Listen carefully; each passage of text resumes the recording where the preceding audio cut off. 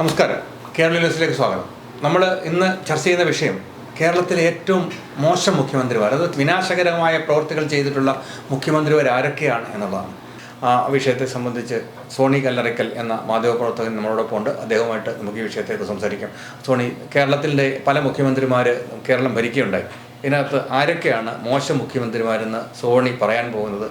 തീർച്ചയായിട്ടും ഞാൻ വിലയിരുത്തുമ്പോൾ ഞാൻ ഏറ്റവും അധികം മോശം മുഖ്യമന്ത്രിമാരും കഴിവുകെട്ട മുഖ്യമന്ത്രിമാരും ഭരണ പ്രാഗൽഭ്യം ഇല്ലാത്ത മുഖ്യമന്ത്രിമാരായിട്ട് ഞാൻ വിശ്വസിപ്പിക്കുന്നത് സി അച്യുതമേനോനെയും എ കെ ആന്റണിയുമാണ്. എ കെ ആന്റണിയും സി അച്യുതമേനോനും വ്യക്തിപരമായി ചിലപ്പോൾ നല്ലതായിരിക്കും, പക്ഷെ ഭരണത്തിൽ ഇവർ വളരെ മോശമായിരുന്നു എന്ന് പറയാൻ ആഗ്രഹിക്കുന്ന ഒരു വ്യക്തിയാണ് ഞാൻ. ഇവരെ രണ്ടുപേരെയും ലളിത ജീവിതം നയിച്ചവര്, ഹൃദയശുദ്ധി ഉള്ളവര് എന്നൊക്കെ പറഞ്ഞിട്ടാണ് ഇവര് എപ്പോഴും വാഴ്ത്തിപ്പാടിക്കൊണ്ടിരിക്കുന്നത്. ആ വാഴ്ത്തിപ്പാടലിന് വിഘാതമായിട്ടാണ് ഇപ്പം പറയുന്നത്. അതെന്തുകൊണ്ടാണ്? അവരുടെ പേരിലുള്ള ചാർജ് എന്തൊക്കെയാണ്? എന്താണ് ഇവർ ചെയ്തിരിക്കുന്ന? ഈ ലളിത ജീവിതവും ആദർശശുദ്ധിയും കൊണ്ട് ഒരു മികച്ച ഭരണാധികാരിയാകുമെന്ന് എനിക്ക് തോന്നുന്നില്ല. ഇവരുടെ ഇമേജ് വളർത്താൻ നോക്കി. അതായത് പാർട്ടിക്ക് വേണ്ടി അടി കൊണ്ടവരുണ്ട്, ജയിലിൽ കിടന്നവരുണ്ട്. അതിന്റെയൊക്കെ മുതലെടുപ്പ് നടത്തിയത് ഈ രണ്ട് വ്യക്തികളുമാണ്. ഇപ്പൊ കോൺഗ്രസ് പാർട്ടിയുടെ ആണെങ്കിലും ഇടതുമുന്നണിയുടെ ആണെങ്കിലും ഒക്കെ ആൾക്കാർ പാർട്ടിക്ക് വേണ്ടി സഹിച്ച ഒരുപാട് യാതനകളുണ്ട്. അതിന്റെയൊക്കെ ഫലം അനുഭവിച്ച് ഇവരാണ്. ഇപ്പൊ ലളിത ജീവിതം നയിച്ചു, ആദർശ ജീവിതം നയിച്ചു എന്ന് പറയുന്നതുകൊണ്ടൊന്നും ഒരിക്കലും നല്ല ഭരണാധികാരിയാകില്ല. ഇവര് ഒരു സ്വന്തം പാർട്ടിക്ക് വേണ്ടി, ആളുകൾക്ക് വേണ്ടി അല്ല ഇവർ ജീവിച്ചത്, സ്വന്തം ഇമേജ് വളർത്തിയെടുക്കാൻ. അതിന് കപട ആദർശവും ലളിത ജീവിതവും ഒക്കെ വെറും മുഖംമൂടിയാണ്. അതാണ് ഈ രണ്ടുപേർക്ക് സംഭവിച്ചത്.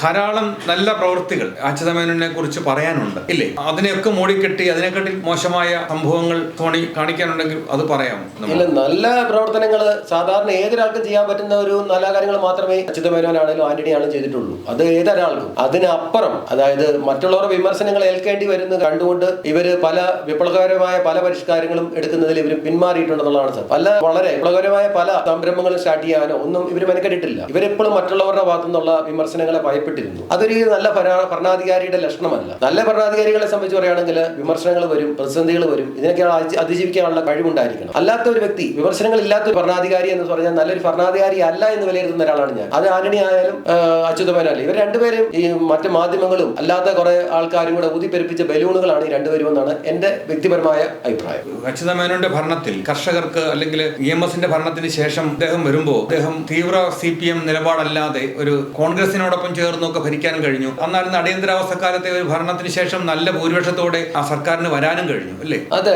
അത് ശരിയാണ്. എങ്കിൽ പോലും നമ്മളൊന്ന് ആലോചിക്കണം. അടിയന്തരാവസ്ഥക്കാലത്ത് അച്യുതമേനോന്റെ മന്ത്രിസഭയിൽ ഉണ്ടായിരുന്ന ആഭ്യന്തരമന്ത്രി കൊടും വില്ലനും അതിനെ നയിച്ച മുഖ്യമന്ത്രി നീതിമാനുമാവുന്നത് എങ്ങനെയെന്നുള്ള ഒരു ചോദ്യമാണ് ഇവിടെ ഞാൻ ഉന്നയിക്കുന്നത്. മറ്റൊരു കാര്യം ചോദിക്കുന്നത്, സമഗ്ര ഭൂപരിഷ്കരണ ബില്ല് നിയമം പാസ്സാക്കി എന്നാണ് പറയുന്നത്. അതിന് കോൺഗ്രസിന്റെ കൂടെ സപ്പോർട്ട് ഇല്ലായിരുന്നു. അപ്പം അത് അച്യുതമേനോന്റെ മാത്രം കഴിവാണ്? അതൊരിക്കലും അല്ല. ഗുണങ്ങളെല്ലാം അച്യുതമേനോനും ദോഷങ്ങളെല്ലാം കൂടെ നിന്ന മന്ത്രിമാരുടെയും മുകളിൽ കെട്ടിവെക്കുന്ന ഒരു സ്വഭാവം ഉണ്ടായിരുന്നു. അതിനകത്ത് അത്ഭുതകരമായിട്ട് അദ്ദേഹം രക്ഷപ്പെടുകയും ചെയ്തു. കാരണം രാജൻ കേസിന്റെ കാര്യമായിരിക്കുമല്ലോ സൂചിപ്പിക്കാൻ പോകുന്നത്. തീർച്ചയായിട്ടും അന്നത്തെ കാലത്ത്, അടിയന്തരാവസ്ഥക്കാലത്ത് ഒരുപാട് പേര് ജയിലിൽ യാതനകൾ അനുഭവിച്ചു, ജയിൽ ശിക്ഷ അനുഭവിച്ചു. അതെല്ലാം കരുണാകരൻ, അന്നത്തെ ആഭ്യന്തരമന്ത്രി ആയിരുന്ന കരുണാകരന്റെ തലയെ കെട്ടിവെച്ച് കരുണാകരൻ ഒരു കൊടും വില്ലനാക്കുന്ന ഒരു രീതിയിലേക്കാണ് ചരിത്രം നയിച്ചുകൊണ്ടിരിക്കുന്നത്. കരുണാകരൻ കൊടും വില്ലനാക്കി കൊണ്ടിരിക്കുക എന്നുള്ള ഒരു നയമാണ് പിന്നീട് എല്ലാവരും സ്വീകരിച്ചു വന്നിരുന്നത്. പക്ഷെ അതിനെല്ലാം ഒത്താശം ചെയ്തു കൊടുത്ത മുഖ്യമന്ത്രി എങ്ങനെ നീതിമാനാകും? അവിടെയാണ് എനിക്ക് സമൂഹത്തോട് ചോദിക്കാനുള്ളത്. ഒരിക്കലും അച്യുതമേനോനെ ഒരിക്കലും നല്ലൊരു മുഖ്യമന്ത്രിയായിട്ട് എനിക്ക് കാണാൻ സാധിക്കില്ല. പിന്നെ സമഗ്ര ഭൂപരിഷ്കരണം, അതുകൊണ്ട് എന്താ ഇവിടെ സംഭവിച്ചത്? അന്നത്തെ കാലത്ത് ജന്മികളായവരെതിരെ സമരം ചെയ്ത പലരും ഇന്ന് ധാരാളം സ്വത്തുക്കളുടെ അധിപന്മാരായി. അന്നത്തെ അവര് ജന്മിത്വത്തിനെതിരെ സമരം ചെയ്തവര് പിന്നെ വലിയ ജന്മികളായിരുന്ന കാഴ്ചകൾ, അല്ലേ? അതാണോ?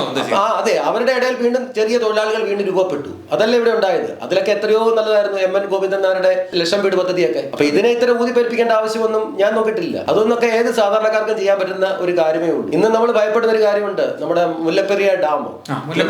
തമിഴ്നാടുമായിട്ട് കരാറുണ്ടാക്കിയത്, എഗ്രിമെന്റ് ചെയ്ത ആരാണ്? സി അച്യുതമേനോന്റെ കാലത്താണ്. അതിനെ നമ്മൾ ഇന്ന് ജനം ഭയപ്പോടെ ഇരിക്കുന്നു. ഇന്ന് പൊട്ടു എന്ന് നമുക്ക് ഒരിക്കലും അതിനെതിരെ ഒരു നടപടി എടുക്കാൻ നമുക്ക് സാധിക്കുന്നില്ല. ഇതും നമ്മൾ ചിന്തിക്കേണ്ട ഒരു കാര്യമല്ലേ? അത് ശരിയായിട്ടും നേരത്തെ ഉണ്ടായിരുന്ന അച്യുതമേനോനായാലും മുല്ലപ്പെരിയാർ അണക്കെട്ടിനെ കുറിച്ച് പറയുമ്പോൾ 58-ലും 60-ലും മുഖ്യമന്ത്രിയായിരുന്ന EMS അതിനിടയ്ക്ക് മുഖ്യമന്ത്രിയായിരുന്ന ശങ്കറും ഒക്കെ മുല്ലപ്പെരിയാറിന്റെ കോൺട്രാക്ട് പുതുക്കുന്ന കാര്യത്തിൽ അവഗണനയായിരുന്നു തമിഴ്നാടിനോട് കാണിച്ചുകൊണ്ടിരുന്നത്. അവർ അതിനെ അംഗീകരിച്ചതേ ഇല്ല. എന്നാൽ ഇദ്ദേഹം ഭരണത്തിലെത്തിയോടുകൂടി മന്ത്രിസഭയുടെ അനുവാദം പോലും ഇല്ലാതെ ഇദ്ദേഹം തമിഴ്നാടിന് സർവാത്മന കീഴടങ്ങി എല്ലായിടത്തും ഒപ്പിട്ട് കൊടുത്ത് ആണ്. അതാണോ ഈ സോണി പറയുന്ന? തീർച്ചയായിട്ടും. ഇപ്പൊ തമിഴ്നാട് ജലം കൊടുക്കുന്നെങ്കിൽ അതിന് ചെറിയൊരു വിഹിതമെങ്കിലും നമുക്ക് മേടിക്കുവാണെങ്കിൽ എത്രയോ സാമ്പത്തിക ലാഭം നമ്മുടെ സ്റ്റേറ്റിന് ഉണ്ടാകുമെന്ന് പോലും നമ്മൾ ചിന്തിക്കേണ്ടതാണ്. അതൊക്കെ വൻ നഷ്ടങ്ങളാണ് നമുക്ക് അതിനകത്ത് ഉണ്ടായിക്കൊണ്ടിരിക്കുന്നത്. ഇന്ന് നമുക്ക് ഡാമിനും തൊടാൻ പോലും സാധിക്കുന്നില്ല. ജനങ്ങളാണെങ്കിൽ ജീവൻ ഭയപ്പെട്ട് ഓരോ ദിവസം കഴിയുന്നു. തമിഴ്നാടിന്റെ അനുവാദം കാത്താണ് നമ്മൾ നിൽക്കുന്നത്. അതിനകത്ത് എന്തിനും സർവാധിപത്യത്തിൽ അവർ എഴുതി കൊടുക്കാൻ ഇടയായത് കഴിവുകേടെന്നോ അല്ലെങ്കിൽ അവരെ തമിഴ്നാട്ടിൽ CPI-ക്കാർ വന്ന് നേതാക്കന്മാര്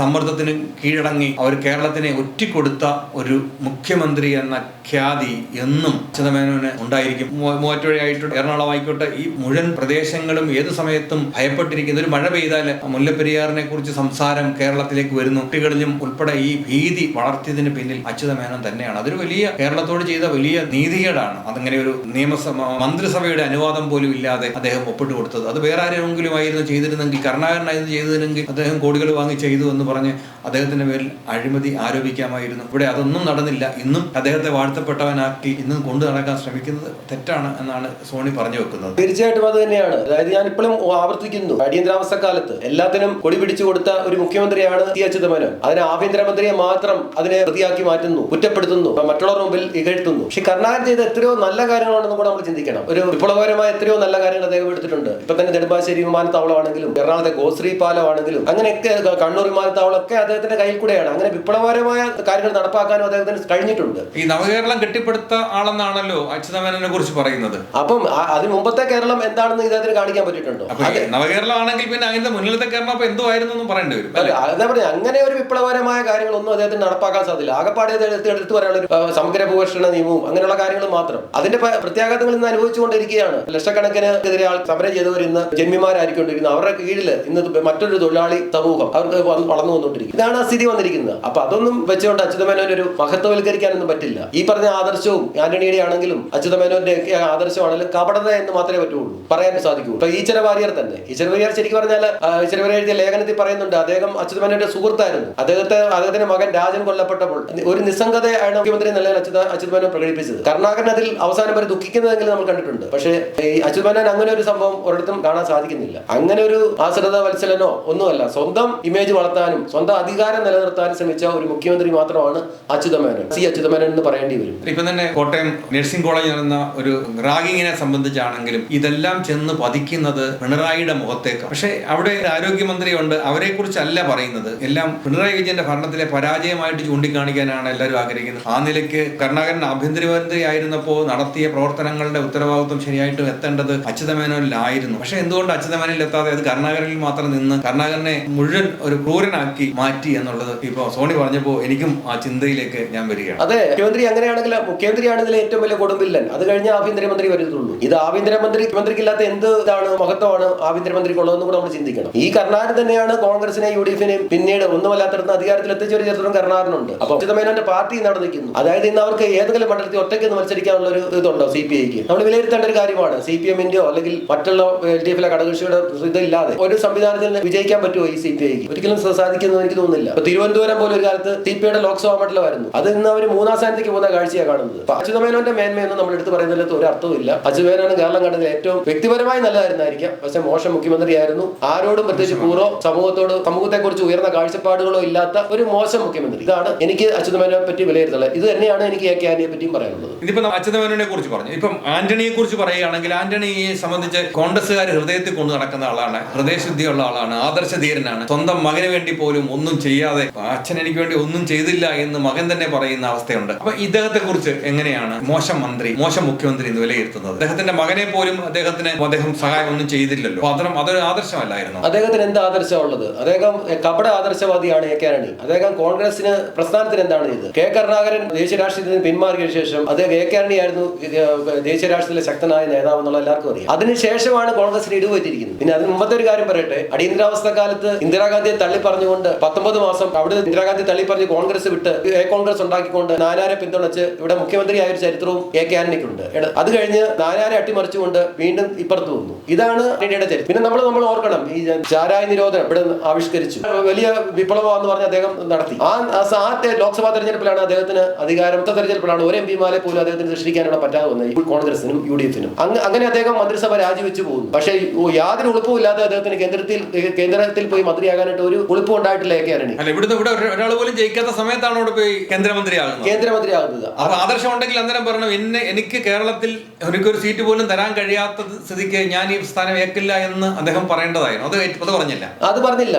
അതിന് എന്ത് നേട്ടമാണ് ചാരായ നിരോധനം കൊണ്ടായത്? അന്ന് ലോക്സഭാ തെരഞ്ഞെടുപ്പിൽ എല്ലാ UDF എംപിമാരും തോറ്റു. ആ തോറ്റിട്ടും അദ്ദേഹം കേന്ദ്രത്തിൽ മന്ത്രിയാകാൻ തയ്യാറായി. അത് പറയുമ്പോൾ ഞാൻ 100 രൂപയായിരുന്നു ഒരാൾക്ക് കൂലിയെങ്കിൽ അന്ന് അവൻ 10 രൂപയും കൊണ്ട് പോയി അന്ന് പറയുന്ന പൊടി എന്നാണ് പറയുന്നത്. ആ സാധനം കഴിച്ച് ഒരു മുട്ടയും കഴിച്ചു കഴിഞ്ഞാൽ 10 രൂപ, ബാക്കി 90 രൂപ അവൻ കൊണ്ടുവന്ന് വീട്ടിൽ കൊടുക്കുമായിരുന്നു. ഇന്ന് 1000 രൂപ ശമ്പളമുള്ള 1000 രൂപ ശമ്പളം വാങ്ങിക്കുന്ന ഒരു തൊഴിലാളി അവൻ 800 രൂപ ബാറിൽ കൊടുത്തിട്ട് ബാക്കി 200 രൂപ ഇന്ന് വീട്ടിൽ കൊടുക്കാൻ കഴിയുന്നു. ആ ഒരു സാഹചര്യത്തിൽ നമ്മുടെ കേരളത്തെ കൊണ്ട് എത്തിച്ചതിന്റെ മുഖ്യ ആണി ഈ AK ആന്റണി തന്നെയാണെന്ന് പറയേണ്ടി വരും. അല്ല, അതിന് വേറെ സംഭവം കൂടെ അതിനകത്തുണ്ട്. ബിവറേജസ് കോർപ്പറേഷൻ നഷ്ടത്തിലാണ്. ബിവറേജസ് കോർപ്പറേഷൻ അന്ന് മുതലാളിമാരായിരുന്നു ഈ മദ്യം വിതരണം ചെയ്തിരുന്നെങ്കിൽ അവരുടെ തൊഴിലാളികളെ എല്ലാം ഈ ഗവൺമെന്റ് സ്റ്റാഫാക്കി എടുത്ത് അവർക്കെല്ലാം ഇന്ന് പെൻഷൻ കൊടുക്കാൻ പൈസ ഇല്ലാതെ ഇന്ന് ബിവറേജസ് കോർപ്പറേഷൻ നഷ്ടത്തിലാകുന്ന അവസ്ഥയാണ്. ബിവറേജസ് കോർപ്പറേഷന് ലാഭം കൊണ്ട് ബിവറേജസ് കോർപ്പറേഷൻ ഓടിക്കാൻ കഴിയാത്ത അവസ്ഥയാണ്. അതുകൊണ്ട് ഇപ്പൊ ഈ നിരോധനം നടപ്പാക്കാൻ ശ്രമിച്ചത് കൊണ്ട് മദ്യനിരോധനം നടപ്പായോ? ഇവിടെ മദ്യം ഇന്നും സുലഭമായി ഒഴുകുന്നില്ലേ? അപ്പൊ ആ ചെയ്തത് കൊണ്ട് ഒരു പ്രയോജനം ഉണ്ടായില്ല. പിന്നെ അടുത്ത് പറയാനുള്ളത് അന്ന് സോണിയനോട് സൂചിപ്പിച്ചത് തന്നെയാണ്. ഈ സ്വാശ്രയ കോളേജുകളുടെ കാര്യം പറയുമ്പോൾ 50% സർക്കാരിനും 50% പ്രൈവറ്റിനും എന്ന് പറഞ്ഞിട്ട് ഒരു നിയമം ഉണ്ടാക്കുകയും ആ നിയമം വാക്കാൽ മാത്രം പറയുകയും യാതൊരു എഗ്രിമെന്റും ഇല്ലാതെ ആൾക്കാർക്ക് കോളേജ് അനുവദിക്കാൻ അനുവാദം കൊടുക്കുകയും ചെയ്തതിനു ശേഷം പിന്നെ അവരോട് ഒരു 10 സീറ്റ് താ എന്ന് പറഞ്ഞ് സർക്കാരിന് കെഞ്ചേണ്ട അവസ്ഥയിലേക്ക് വരെ സർക്കാരിനെ കൊണ്ടെത്തിച്ചു.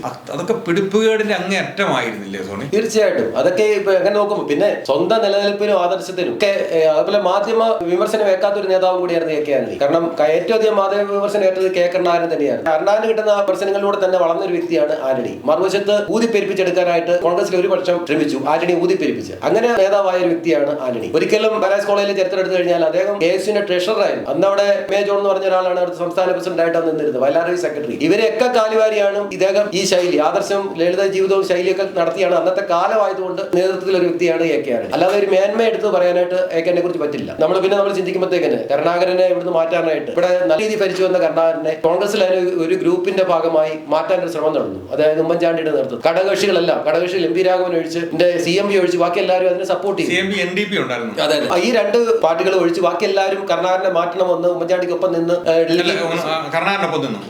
കരുണാകരനെ മാറ്റണമെന്ന് ഉമ്മൻചാണ്ടിക്കൊപ്പം നിന്ന് ഡൽഹി സംസാരിച്ചവരാണ്. ഉമ്മൻചാണ്ടിയാണ് മറു A ഗ്രൂപ്പിനെ നേതൃത്വം കൊടുത്തുകൊണ്ട് കരുണാകരനെ മാറ്റണമെന്ന് പറഞ്ഞാൽ രംഗത്തിറങ്ങി. അപ്പം അത് മറിയം റഷീദ വാദം ഫ്രഞ്ച് ചാര കേസും ഒക്കെ അതിനെ എടുത്തിട്ട ഒരു നടപടികളല്ല. പക്ഷെ മറിച്ചൊന്നും അല്ല, മനോരമയുടെ സപ്പോർട്ട് ഉണ്ടായിരുന്നു. എങ്ങനെയാലും കരുണാകരനെ മറിച്ച് ഉമ്മൻചാണ്ടി മുഖ്യമന്ത്രി ആകുമോ എന്നുള്ള കാഴ്ചപ്പാടായിരുന്നു എല്ലാവർക്കും ഉണ്ടായിരുന്നത്. പക്ഷേ കരുണാകരൻ അവരുടെ ആ ക്രമം വിജയിച്ചു. പക്ഷെ മുഖ്യമന്ത്രി ആകാൻ പറ്റിയത് AK ആന്റണിയാണ്. പക്ഷെ ഉമ്മൻചാണ്ടി ഒക്കെ കരുണാകരനെ മാറ്റിക്കാൻ കളിച്ച കളിയിലൂടെ നേട്ടം ഉണ്ടായത് ആന്റണി അതിന്റെ പിറ്റേ ദിവസം തന്നെ വിമാനം ചാർട്ട് ചെയ്ത് ഇവിടെ വന്ന് മുഖ്യമന്ത്രി സ്ഥാനം ഏറ്റെടുക്കുന്ന ആന്റണിയും അത്രയും ഒരു നിർഗുണനായ ഒരു വ്യക്തിയാണ് AK ആന്റണി എന്ന് നമുക്ക് പറയാതിരിക്കാൻ പറ്റില്ല. അദ്ദേഹത്തിന്റെ മകനെ സഹായിച്ചില്ല പരാതിയുമായിട്ട് മകൻ നിൽക്കുന്നുണ്ട്. അല്ല, മകനെ സഹായിച്ച് ഇദ്ദേഹത്തെ ആരെങ്കിലും സഹായിച്ചിട്ടുണ്ടോ? K കരുണാകരന്റെ കാലത്ത് രമേശ് ചെന്നിത്തല, പന്തള സുധാകരൻ അല്ല, കൂടെ നിൽക്കുന്നവരെല്ലാം കൊണ്ടു നടക്കുന്ന ആളായിരുന്നു കരുണാകരനെങ്കിൽ. ആന്റണി തിരിഞ്ഞു നോക്കുക പോലും ചെയ്യില്ല. ഇല്ല, അവരെ വെച്ച് മുതലെടുക്കുന്ന ആളായിരുന്നു AK ആന്റണി എന്ന് പറയുന്നതായിട്ട് തന്നെ വരും. ഇപ്പൊ ഏറ്റവും വലിയ ഉദാഹരണമാണ് ചെറിയാൻ ഫിലിപ്പ്. ചെറിയാൻ ഫിലിപ്പ് ആയിരുന്നല്ലോ ലേഖനങ്ങളൊക്കെ എഴുതി കൊടുത്തുണ്ട്. ആന്റണിക്ക് ലേഖനങ്ങൾ എഴുതിക്കൊണ്ടുവന്ന സന്തത സഹചാരിയും ഒക്കെ ആയിരുന്നു. അതായത് KPCC തെരഞ്ഞെടുപ്പിലെ വയലാർ രവിയും AK ആന്റണിയും തമ്മിൽ മത്സരിക്കുന്ന ഒരു KPCC തെരഞ്ഞെടുപ്പ് ഉണ്ടായിരുന്നു. പ്രസിഡന്റ് സ്ഥാനത്തേക്ക് 5 വോട്ടിന് വയലാർ രവി ജയിക്കുന്നു. കരുണാകരന്റെ സപ്പോർട്ടോടുകൂടി വയലാർ രവി 5 വോട്ടിന് ജയിക്കുന്നു. ആന്റണി പരാജയപ്പെടുന്നു. അന്ന് ആന്റണി വിഷമിച്ചുകൊണ്ട് ചെറിയാൻ ഫിലിപ്പിന്റെ തോളെ കൈയിട്ട് ഓട്ടോയിൽ കയറി പോകുന്ന രംഗം മാധ്യമങ്ങൾ റിപ്പോർട്ട് ചെയ്തതാണ്. പക്ഷെ ആ ചെറിയാൻ ഫിലിപ്പിന് ഒന്നും ആകാൻ പറ്റാതിരുന്നതും ഈ ആന്റണിയോടൊപ്പം നിന്നുകൊണ്ടാണ്. പക്ഷെ കരുണാകരനോടൊപ്പം നിർത്തി ചെറിയാൻ പോലെ മന്ത്രിയും MP ഒക്കെ ആകേണ്ട ആളായിരുന്നു. കൂടെ നിന്ന് ഇപ്പം ഉമ്മൻചാണ്ടി മാത്രമേ വളർന്നുള്ളൂ, വേറെ ആർക്കും അങ്ങനെ അത് സ്വന്തം കഴിവുകൊണ്ട് വളർന്നതാണ് അല്ലേ? അല്ല, കൂടെ നടന്ന യുവതലമുറയെ വളർത്തിയെടുത്തിട്ടില്ല എന്നുള്ള കാര്യം സത്യമാണ്. A ഗ്രൂപ്പിലാണ് തന്നെ ആരും വളർന്നിട്ടില്ല. അപ്പൊ തിരുവഞ്ചൂർ രാധാകൃഷ്ണൻ ആണെങ്കിലും ഉമ്മൻചാണ്ടി ഒക്കെ ആണെങ്കിലും ആ കാലത്തിൽ ഇവർ ഒന്നിച്ച് തോളോട് ചേർന്ന് പ്രവർത്തിച്ചുകൊണ്ട് അവർ ആ രീതി വളർന്നു പോകുന്നു. ആ ഗ്രൂപ്പിൽ തന്നെ പുതിയ ആൾക്കാർക്ക് വളർന്നു വരാനൊരു സാഹചര്യം ഉണ്ടായിട്ടില്ല. സുധീരനും മുല്ലപ്പള്ളിയും ഒക്കെ ആ കാലത്ത് ഇവരോടൊപ്പം നിന്നാണ്. ഇപ്പൊ സുധീരനകത്ത് കരുണാകരന്റെ ആളാണ്. അപ്പം ഇങ്ങനെയൊക്കെ നോക്കുമ്പോൾ ഒരു കപട ആദർശമാണ് ആന്റണിക്ക് എന്ന് നമുക്ക് പറയാൻ പറ്റും. കരുണാകരൻ അങ്ങനെയല്ല. ഇപ്പൊ പന്തള സുധാകരനാണെങ്കിലും G കാർത്തികേയനാണെങ്കിലും JC വേണുഗോപാലായാലും VD സതീശനൊക്കെ ആയാലും ഈ രീതിയിലേക്ക് വളർന്നു ഒരു നല്ലൊരു ശതമാനം സ്വാധീനം കരുണാകരന് ഉണ്ടായിട്ടുണ്ട്. അത് ആന്റണിക്ക് കൊടുക്കാൻ പറ്റിയിട്ടില്ല. പിന്നെ മകനെ സപ്പോർട്ട് ചെയ്തില്ല എന്ന് പറയേണ്ട ആവശ്യമില്ല. ആന്റണിയുടെ കേന്ദ്ര പ്രതിരോധ മന്ത്രിയായിരുന്നു, KPCC പ്രസിഡന്റ് ആയിരുന്നു, കേരള മുഖ്യമന്ത്രിയായിരുന്നു. ഈ ബ്രാൻഡിൽ തന്നെ മറുവശത്ത് ഭരണം BJPക്ക് കണ്ടപ്പം കോൺഗ്രസിന് കിട്ടിയിരുന്നിട്ട് മകൻ അങ്ങോട്ട് ചാടി. ആന്റണിയുടെ മകനായതുകൊണ്ട് അവിടെ ഒരു ഉന്നത സ്ഥാനവും കിട്ടി. അതുകൊണ്ട് ആന്റണിക്ക് നഷ്ടമൊന്നും ഉണ്ടായിട്ടില്ലല്ലോ. ആ രീതിയിൽ മകന് വളരാൻ സാധിച്ചു. അതിന് ആന്റണി ഒന്നും അല്ലെങ്കിൽ മകനെ BJP സപ്പോർട്ട് ചെയ്യുമോ? ഇല്ല. കോൺഗ്രസിന്റെ നേതാവ് എന്നുള്ള രീതിയിൽ ആന്റണിയുടെ മകൻ കേരളത്തിൽ ഇങ്ങനെ BJPയിലേക്ക് എത്തുമ്പോൾ അവരെ അത് മുതലെടുക്കാൻ ശ്രമിച്ചു. അത് തന്നെയാണ് അപ്പന്റെ യൂറോപ്പിൽ മോന് കിട്ടിയ നേട്ടം. അത് മറ്റുള്ളവർക്ക് കിട്ടിയിട്ടില്ല എന്നുള്ളതാണ് സത്യം. വികസന പ്രവർത്തനങ്ങളുടെ കാര്യം പറഞ്ഞാൽ ആന്റണിയുടെ പേരിൽ അറിയപ്പെടാൻ പോകുന്ന എന്തെങ്കിലും, കരുണാകരനെ സംബന്ധിച്ച് പറയുമ്പോൾ എയർപോർട്ട് ഉണ്ട്, ഗോശ്രീ പാലമുണ്ട്, വിമാനത്താവളമുണ്ട്, ഇതൊക്കെ ഉണ്ട്. പക്ഷെ ആന്റണിയുടെ പേരിൽ അടയാളപ്പെടുത്താൻ എന്തൊക്കെ വികസന പ്രവർത്തനങ്ങളാണ് ചൂണ്ടിക്കാണിക്കാൻ കഴിയുന്നത്? അല്ല, കരുണാകരനെ സംബന്ധിച്ച് പറയുകയാണെങ്കിൽ കരുണാകരൻ എന്തൊക്കെ ദോഷം പലരും പറഞ്ഞാലും മറ്റുള്ളവരെ സപ്പോർട്ട് ചെയ്യുന്ന കാര്യത്തിലും അല്ലെങ്കിൽ സമുദായങ്ങളെ സപ്പോർട്ട് ചെയ്യുന്ന കാര്യത്തിലും ഒക്കെ ഒരു മുൻപന്തിയിൽ കർണാടകയായിരുന്നു. പൊതുസമൂഹത്തിൽ അദ്ദേഹം ഉപകാരിയായിരുന്നു എന്ന് വിലയിരുത്തപ്പെടുന്നതാണ്. പക്ഷെ ആന്റണിയെ സംബന്ധിച്ച് പറഞ്ഞാൽ അങ്ങനെ ഒരു ഉപകാരിയല്ല. വികസനത്തിന്റെ കാര്യത്തിൽ പറയുകയാണെങ്കിൽ ആന്റണിയെ പറ്റി ഒരു വികസനം പ്രത്യേകിച്ച് എടുത്ത് പറയാൻ കാണില്ല. കാരണം അദ്ദേഹത്തെ പറ്റി എല്ലാവരും ഓർക്കുന്നത് ചാരായ നിരോധനം മാത്രമായിരിക്കും. അതൊരു വികസനമാണെന്ന് കാണുന്നവർക്ക് അത് വികസനമായിരിക്കും, അല്ലാത്തവർക്ക് ഒരു നാശവുമായിരിക്കും. ഞാൻ പറയുന്ന കാര്യം, ഒരു മുഖ്യമന്ത്രി എന്ന നിലയിൽ ഞാൻ ഇരുന്നപ്പോൾ ചെയ്തതാണ് ഇത് എന്ന് പറഞ്ഞ് ഹൃദയത്തോട് ചേർത്ത് വെച്ച് പറയാൻ അദ്ദേഹത്തിന് ഇന്ന് പറയാൻ ഒന്നുമില്ല. കാരണം കരുണാകരന് ഇന്നും കൊച്ചിൻ എയർപോർട്ടിലേക്ക് പോകുന്ന ആരുടെയും മനസ്സിൽ പെട്ടെന്ന് കരുണാകരന്റെ മുഖം നമ്മുടെ മനസ്സിലേക്ക് വരും. അതേപോലെ തന്നെ ഗോശ്രീ പാലമുണ്ട്, അതുപോലെ കണ്ണൂർ വിമാനത്താവളമുണ്ട്. ഇങ്ങനെ കേരളത്തിന്റെ ഭാവിയെ മാറ്റിമറിക്കുന്ന കാര്യങ്ങൾക്കും എന്തെല്ലാം എതിർപ്പുകൾ അവഗണിച്ചും അതിന് മുന്നോട്ട് പോയി അത് ചെയ്ത് പൂർത്തിയാക്കിയവരാണ്. അങ്ങനെ ആന്റണിക്ക് എന്തെങ്കിലും എതിർപ്പുകളെ അവഗണിച്ചുകൊണ്ട് എന്തെങ്കിലും ഒരു കാര്യം ഇവിടെ ചെയ്യാൻ കഴിഞ്ഞോ? ഇല്ല, ആന്റണിക്കും ഇല്ല, അച്യുതമേനോനും ഇല്ല. അവരെ മറ്റുള്ളവരുടെ എതിർപ്പാണ് ശ്രദ്ധിച്ചുകൊണ്ടിരുന്നത്. കാരണം ജനങ്ങളുടെ പൊതുനന്മയല്ല. കാരണം മികച്ച എന്റെ ദേഹത്തിനൊരു കേടും വരരുത്, നമ്മുടെ ഇമേജ് നഷ്ടപ്പെടരുത്, എന്റെ ദേഹത്തൊരു കേടും സംഭവിക്കരുത്, എനിക്ക് അധികാരത്തിന്റെ സുഖം എന്നും അനുഭവിക്കാൻ തന്നെ ചെയ്യണം. രാജ്യം എങ്ങനെ പോയാലും ഒരു പ്രശ്നമല്ല. ഇതൊക്കെ ഇങ്ങനെ ഒരു നിലപാടുകാരാണ് ഈ രണ്ടുപേരും, അച്യുതമേനോനായാലും ആന്റണി ആയാലും. അതായത് ഞാൻ പറയല്ലേ, നല്ലൊരു ഭരണാധികാരിയെ സംബന്ധിച്ച് പറയുകയാണെങ്കിൽ എല്ലാവരെയും തൃപ്തിപ്പെടുത്തിക്കൊണ്ട് ഒരിക്കലും ഒരു കാര്യം ചെയ്ത് മുന്നോട്ട് പോകാൻ പറ്റില്ല. എതിർപ്പുകൾ ഉണ്ടാവും. അങ്ങനെ ഒരു വ്യക്തി മാത്രമാണ് ഒരു നല്ലൊരു ഭരണാധികാരിയായിട്ട് വിലയിരുത്താൻ പറ്റുക. അല്ലാത്തവരെ സംബന്ധിച്ച് പറയുകയാണെങ്കിൽ എതിർപ്പുകളൊന്നും ഉണ്ടാകുകയില്ല, എല്ലാവരുടെ മുമ്പിൽ ഒരു കപട മുഖം കാണിക്കും. അങ്ങനെയുള്ള ഒരു നല്ല ഭരണാധികാരിയായിട്ട് വിലയിരുത്താൻ പറ്റുകയില്ല. അങ്ങനെ നോക്കുമ്പോൾ കേരളത്തിലെ ഏറ്റവും മോശം രണ്ട് മുഖ്യമന്ത്രിമാരായിരുന്നു സി അച്യുതമേനോനും AK ആന്റണി എന്ന് കൃത്യമായി അടിവരയിട്ട് പറയേണ്ടതായിട്ട് തന്നെ വരും. പ്രതിരോധ മന്ത്രിയായിരുന്ന ആന്റണിയുടെ പ്രവർത്തനവും നമ്മൾ വിലയിരുത്തേണ്ടിയിരിക്കുന്നു. കാരണം ഇത്രയും മോശമായി പ്രതിരോധ വകുപ്പ് കൈകാര്യം ചെയ്ത ഏതെങ്കിലും മന്ത്രിസഭയിൽ ഉണ്ടായിരുന്നോ സോണി? ഇല്ല, ഇത്രയും മോശമായ ഒരു പ്രതിരോധമല്ല. പക്ഷെ കോൺഗ്രസിന്റെ നാശത്തിന് കാരണക്കാരും ഈ ആന്റണിയെ പോലെ അന്നത്തെ മന്ത്രിമാരൊക്കെ തന്നെയായിരുന്നു. 2 വർഷം ആദ്യത്തെ UP മന്ത്രിസഭ നല്ലതായിരുന്നു മൻമോഹൻ സിംഗിന്റെ കാലത്ത്. രണ്ടാമത്തെ തവണ തൊട്ടാണ് പരാജയം സംഭവിക്കാൻ തുടങ്ങി. അതിൽ ആന്റണി ഒരു അംഗമായിരുന്നു. അത് ഈ കോൺഗ്രസിന്റെ പരാജയവും ഇന്നത്തെ ശോചനീയാവസ്ഥയ്ക്കൊക്കെ ഉത്തരവാദി ആന്റണിയും കൂടിയാണ്. അതിനെ ആന്റണി ഒരിക്കലും ഇല്ലെന്ന് പറഞ്ഞിട്ട് കാര്യമില്ല, ന്യായീകരിച്ചിട്ടും കാര്യമില്ല. ഉത്തരവാദി കോൺഗ്രസ് ഇന്ന് ഏതെങ്കിലും രീതിയിൽ നശിച്ചു പോയിട്ടുണ്ടെങ്കിൽ അതിന് ഉത്തരവാദി AK ആന്റണിയും കൂടെ തന്നെയാണ്. കാരണം അദ്ദേഹത്തിന്റെ കേരളത്തിൽ പോലും അദ്ദേഹത്തിന്റെ കഴിവുകേട് കൊണ്ട് തന്നെയാണ് തുടർഭരണം കിട്ടിയില്ലെന്ന് നമുക്ക് പറയാൻ പറ്റും. കാരണം അദ്ദേഹം തന്നെയാണ് ഇവിടെ സീനിയർ നേതാവ്. അദ്ദേഹത്തിനെ ജനം അംഗീകരിക്കുന്നില്ല, അതാണ് ഇവിടെ സംഭവിച്ചത്. പിണറായി വിജയന് തുടർഭരണം കിട്ടിയതും ഒക്കെ കോൺഗ്രസിന്റെ ശോചനാവസ്ഥയ്ക്കും ഒക്കെ ഒരു പരിധി വരെ AK ആന്റണിയും കാരണക്കാരനായിരുന്നു. അദ്ദേഹം അതിന് ന്യായീകരിച്ചിട്ട് കാര്യമില്ല, അതിൽ നിന്നും പിന്മാറിയിട്ടും കാര്യമില്ല. ഇതൊക്കെയാണ് എനിക്ക് പറയാനുള്ളത്. അല്ല, ഇത് ഇന്നായാലും നാളെ ആയാലും ഇത് ജനം തിരിച്ചറിയുകയും ചോദ്യം ചെയ്യപ്പെടുകയും ചെയ്യും. കാരണം ഇതെല്ലാം ആരും മറക്കുന്നില്ല. ആരും ഈ ആദർശവാദിയുടെ ഈ ആദർശ ശുദ്ധനായ ഒരാളുടെ മുകളിലേക്ക് നമ്മൾ പറയുന്നത് പോലെ പറയുന്നില്ല എന്ന് വെച്ച് മാറിയിരിക്കുന്നതാണ്. പക്ഷെ അങ്ങനെ ഒരാളിനെ വാഴ്ത്തി സ്തുതിച്ചിട്ട് നമുക്കൊന്നും നേടാനില്ല. ഒരു ഭരണാധികാരി എങ്ങനെയാവരുത് എന്ന് മനസ്സിലാക്കണമെങ്കിൽ ഈ രണ്ട് മുഖ്യമന്ത്രിമാരെ മനസ്സിലാക്കിയാൽ മതി. ഇവരെ പോലെ ആകരുത്, അതല്ലേ? തീർച്ചയായിട്ടും ഒരു മുഖ്യമന്ത്രി എങ്ങനെയാകരുത്, അല്ലെങ്കിൽ ഒരു ഭരണാധികാരി എങ്ങനെയാകരുതെന്ന് കണ്ടുപിടിക്കണമെങ്കിൽ AK ആന്റണിയും സി അച്യുതമേനോനെയും കണ്ടുപിടിക്കണം. തിരിച്ചാണെങ്കിൽ ഞാൻ പറയും കരുണാകരനെയും പിണറായി വിജയനെയും കണ്ടുപിടിക്കണം. കാരണം അങ്ങനെയുള്ളവർ മാത്രമേ സമൂഹത്തിന് ഗുണം ചെയ്യുള്ളൂ. അവരെ ചെയ്തിട്ടുള്ളൂ. നാളുകളിൽ ചരിത്രം പറയാൻ പോകുന്നത് അത് തന്നെയായിരിക്കും. ഇതാണ് എനിക്ക് മുഖ്യമന്ത്രിമാരെ കുറിച്ചുള്ള വിലയിരുത്തൽ. അപ്പോൾ ഇതിന്റെ കൺക്ലൂഷനിലേക്ക് പോകുമ്പോൾ നമുക്ക് പറയാൻ പറ്റുന്നത്, മുഖ്യമന്ത്രിമാരെ സംബന്ധിച്ച് നമ്മൾ അവരുടെ ആദർശശുദ്ധിയും അവരുടെ നിഷ്കളങ്കതയും ഒന്നുമല്ല. ഒരു രാജ്യത്ത് അവർക്ക് എന്തെല്ലാം എതിർപ്പുകൾ ഉണ്ടായാലും അവർ ഉദ്ദേശിക്കുന്ന കാര്യങ്ങളിൽ ജനങ്ങൾക്ക് ഇന്നല്ലെങ്കിൽ നാളെ ഞാൻ ചെയ്തത് ശരിയാണ് എന്ന് അംഗീകരിക്കുമെന്ന ധാരണയുണ്ടെങ്കിൽ തീർച്ചയായും അതുമായിട്ട് മുന്നോട്ട് പോകണം. ധാരാളം എതിർപ്പുകളെ അവഗണിച്ചാണ് കൊച്ചിൻ എയർപോർട്ട് ഉണ്ടായത്. കൊച്ചിൻ എയർപോർട്ടിൽ എന്റെ ശവത്തിന്റെ മുകളിൽ കൂടി ചവിട്ടി മാത്രമേ ഈ ഇവിടെ എയർപോർട്ട് ഉണ്ടാകൂ എന്ന് പറഞ്ഞ ആള് അതിന്റെ പ്രസിഡന്റ് ആയിട്ടിരിക്കുന്ന കാഴ്ച നമ്മൾ കണ്ടതാണ്. അപ്പം അങ്ങനെ അവഗണിച്ച് അതൊന്നും ഞാൻ ചെയ്യാൻ പോകുന്നത് ശരിയാണെന്ന് ഉത്തമ ബോധ്യം ഉണ്ടാവുക, ഇതില്ലാത്തവർ രണ്ടുപേരാണ്. അവരുടെ ആദർശവും അവരുടെ ശരീരവും അവരുടെ പേരുമായി മുഖ്യം. കരുണാകരനെ പോലെയുള്ളവര് രാജ്യത്തിന്റെ അല്ലെങ്കിൽ സംസ്ഥാനത്തിന്റെ വികസനത്തിന് വേണ്ടിയിട്ട്, അല്ലെങ്കിൽ പിണറായി വിജയനെ പോലുള്ള ധാരാളം വഴികൾ കേട്ടിട്ടുണ്ടെങ്കിലും ധാരാളം വികസന പ്രവർത്തനങ്ങളുമായിട്ടാണ് പിണറായി മുന്നോട്ട് പോയിക്കൊണ്ടിരിക്കുന്നത്. അപ്പോൾ ഇവരുടെ രണ്ടുപേരും ഒരേപോലെ ഞങ്ങൾ പറയുകയും, എന്നാൽ ഏറ്റവും മോശം മന്ത്രി എന്ന നിലയിൽ, മോശം മുഖ്യമന്ത്രിമാരെന്ന നിലയിൽ സോണി പറഞ്ഞു വെക്കുന്നത് ഇതാണ്. നിങ്ങളുടെ വിലയിരുത്തൽ എന്താണ്? അത് ഞങ്ങൾക്ക് കമന്റ് ബോക്സിൽ നിങ്ങൾ തരിക. അതിലും അടുത്ത ഒരു വിഷയമായിട്ട് ഞങ്ങൾ വീണ്ടും അടുത്ത ദിവസം ഞങ്ങളുടെ മുന്നിൽ എത്തുന്നതായിരിക്കും. നന്ദി, നമസ്കാരം.